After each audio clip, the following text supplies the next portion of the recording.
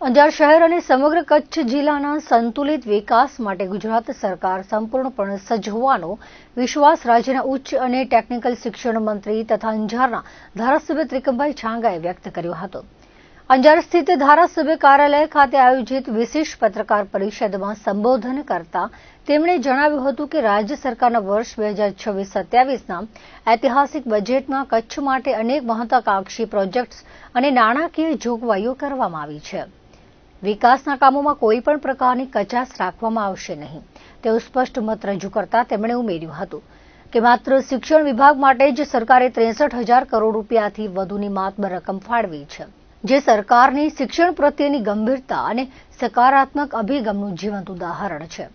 શિક્ષણ ક્ષેત્રે થયેલી ક્રાંતિકારી જાહેરાતોની વિગતો આપતા મંત્રીશ્રીએ જણાવ્યું હતું કે કચ્છના ગઢસીસા અને અંજાર ખાતે નવી સરકારી કોલેજોની મંજૂરી મળતા ગ્રામ્ય અને શહેરી વિસ્તારના વિદ્યાર્થીઓને હવે ઉચ્ચ શિક્ષણ માટે દૂર જવું નહીં પડે.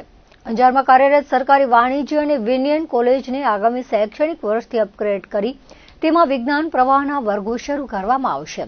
આ ઉપરાંત અંજાર વીડી રોડ પર નદી શાળા પાસે નિર્માણ પામનાર પોલિટેકનિક અને સરકારી કોલેજ માટે જમીન સંપાદનની કામગીરી હવે અંતિમ તબક્કામાં પહોંચી છે, જેની સત્તાવાર જાહેરાત ખૂબ જ ટૂંકા સમયમાં કરી દેવામાં આવશે.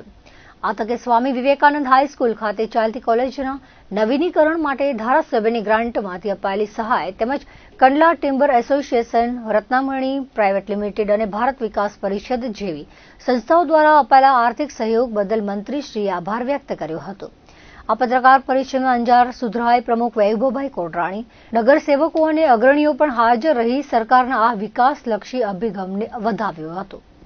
ચોક્કસપણે આજની પ્રેસ કોન્ફરન્સ અંજાર નગર અને તાલુકાના વિકાસની દિશામાં જે રીતે પ્રયત્નો થઈ રહ્યા છે એ પ્રયત્નો વિષયમાં પ્રેસને અવગત કરવા માટે કંઈક સૂચનો હોય અને એ સૂચનોના માધ્યમથી આગામી દિવસોમાં કંઈ પણ પ્રકારના પ્રગતિ માટે કે વિકાસ માટેના કામોની વાત હોય, જે રીતે થઈ રહ્યું છે કામો, અંજારની જે રીતે પ્રગતિ થઈ રહી છે એ પ્રગતિનો આછો ચિતાર કરીને લોકો એનાથી અવગત થઈ શકે શું થઈ રહ્યું છે એવા વિવિધ આશયો સાથે, અને ખાસ કરીને બે બજેટ, એ ભારત સરકારનો આદરણીય મોદી સાહેબની સરકારનો બજેટ અને ગુજરાતનો આદરણીય ભૂપેન્દ્રભાઈ પટેલ સાહેબની સરકારે જે રીતે રેકોર્ડ બ્રેક બજેટ આપીને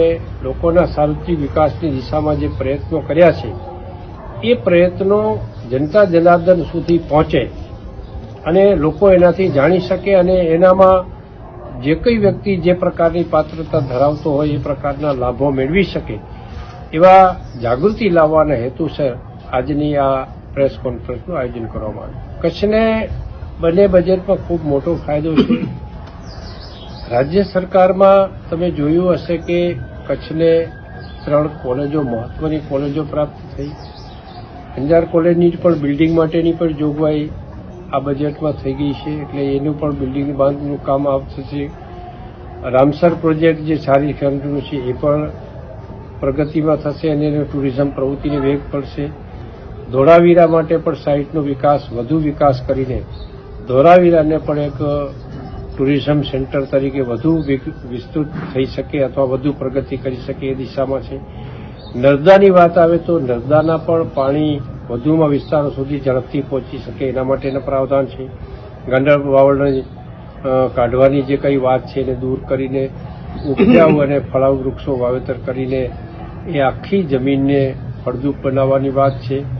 અન્ય અનેક બાબતોમાં એ ખનીજની વાત હોય, વાહન વ્યવહારની વાત હોય, શિક્ષણની વાત હોય, શાળા આરોગ્યની વાત હોય, તો મહિલાઓની બાળ કલ્યાણની વાત હોય, ખેડૂતોના હિતની વાત હોય, તો તમામ ક્ષેત્રે સાર્વત્રિક વિકાસની દિશામાં પ્રગતિ કરવા માટેનો આ રાજ્ય સરકારનો પ્રયત્ન છે. ગુરુ શિક્ષકોના ઘટની વિષય હતો, એમાં તમે જોયું હશે કે આપણે પહેલા જ તબક્કામાં જે રીતે ભરતી કરી એ 1 થી 5ની વાત હોય, 6 થી 8ની વાત હોય કે 9 થી 12ની વાત હોય, તો એમાં ઘણા મોટા પ્રમાણમાં ભરતી થઈ શકે છે. કચ્છને સ્પેશિયલ ભરતી છે એટલે કેટલાક ઉમેદવારો પોતાનો મૂળભૂત અધિકારોનું પાલન કરી અને નિયમ ધોરણે કદાચ 25-50 શિક્ષકો છૂટા થતા હોય, પણ કચ્છને જે ફાળવણી કરી છે એની પૂરતા નહીં થાય ત્યાં સુધી આ પ્રક્રિયા ચાલુ રહેશે. એટલે કચ્છને કોઈ અન્યાય થવાનો કે ન મળવાનો પ્રશ્ન રહેશે નહીં.